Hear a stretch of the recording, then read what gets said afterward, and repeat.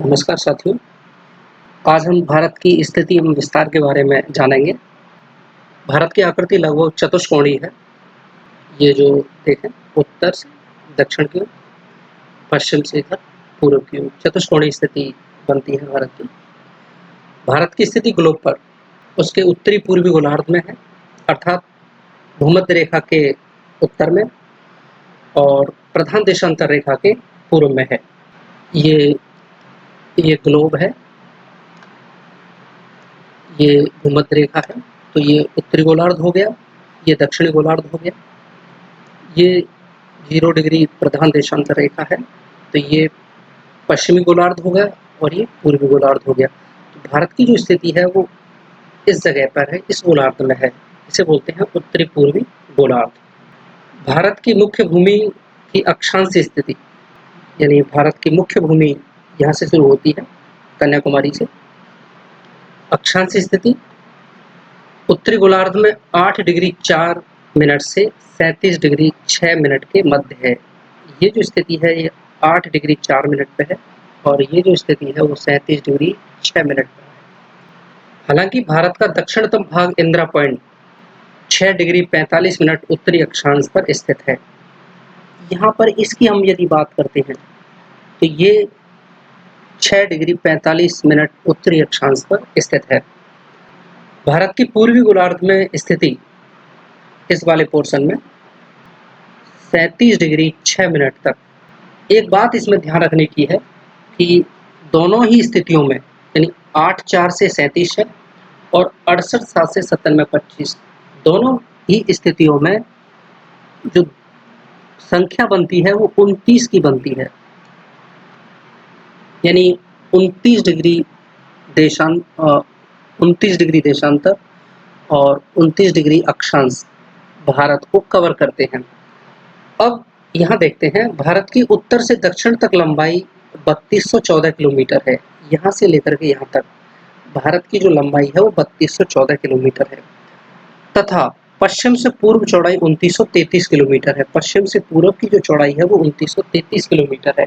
बात यहीं पर है कि जब कुल अक्षांश लगभग 29 होते हैं, देशांतर भी लगभग 29 होते हैं, तो लंबाई 3214 आती है और चौड़ाई जो है 2933 आती है। इसका क्या रीजन है? इसका देखो, एक रीजन ये है, ये हम देखते हैं, ये अक्षांश है और ये देशांतर है। देखो, अक्षांश, एक अक्षांश से दूसरे अक्षांश के बीच का जो अंतराल है वो बराबर है। यह भूमध्य रेखा से उत्तरी ध्रुव तक और इधर भूमध्य रेखा से दक्षिणी ध्रुव तक 90 डिग्री तक सभी अक्षांश जो रेखाएं हैं वो एक दूसरे से 111 किलोमीटर की दूरी पर स्थित हैं। लेकिन यदि देशांतरों की बात करते हैं तो देशांतर ये असल में भूमध्य रेखा है, तो भूमध्य रेखा पर तो अधिकतम चौड़ाई होती है, लेकिन जैसे जैसे उत्तर की तरफ जाते हैं वैसे वैसे इनके मध्य की जो दूरी है वो घटती हुई चली जाती है।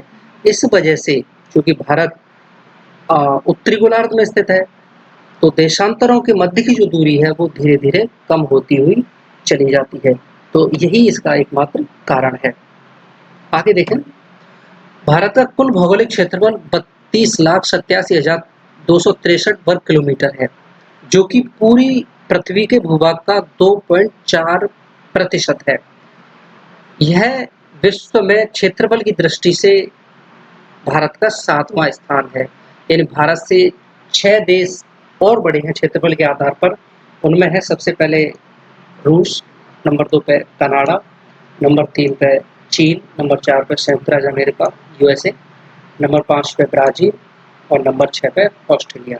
एक बार देखें, ये रूस वाला एरिया है, ये कनाडा है, ये और ये चीन है, ये संयुक्त राज्य अमेरिका है, ये दक्षिणी अमेरिका में ये ब्राज़ील है और ये ऑस्ट्रेलिया है और ये जो है वो भारत है। इस तरह से भारत से विश्व में 6 देश और बड़े हैं। आगे देखते हैं, कर्क रेखा भारत के मध्य से 8 राज्यों से होकर गुजरती है।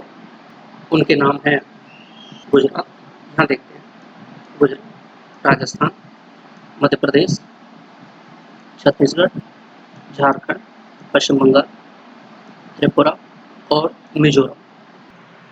भारत का मानक प्रधान देशांतर, जहाँ से हमारे देश का समय निर्धारित किया गया है, 82.5 डिग्री पूर्वी देशांतर।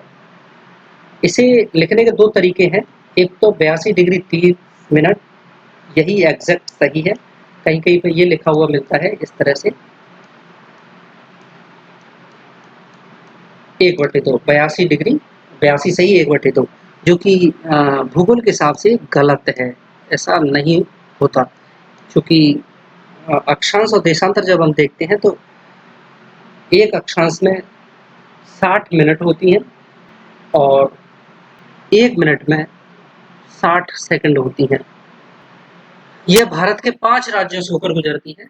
ये वाली जो लाइन है, प्रधान देशांतर रेखा जो है, जहाँ से हमारा समय निर्धारित है, ये भारत के 5 राज्यों से होकर गुजरती है। उत्तर प्रदेश, ये इलाहाबाद के पास नैनी से गुजरती है।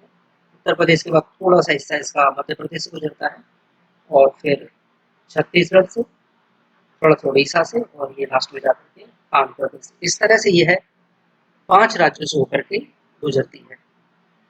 आगे है, भारत की स्थलीय सीमा की लंबाई 15,200 किलोमीटर है, जिस पर भारत के 16 राज्य स्थित हैं, तथा तटीय सीमा की लंबाई 5,422.6 किलोमीटर है।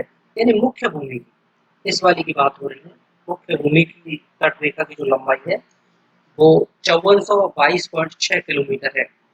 ध्यान देने योग्य बात यह है कि द्वीपीय तट रेखा की लंबाई 2094 किलोमीटर है। इस प्रकार यानी द्वीपीय इनकी और इधर ये अंडमान निकोबार द्वीप समूह की, इनकी जो है लंबाई, तट रेखा की जो लंबाई है वो 2094 किलोमीटर है।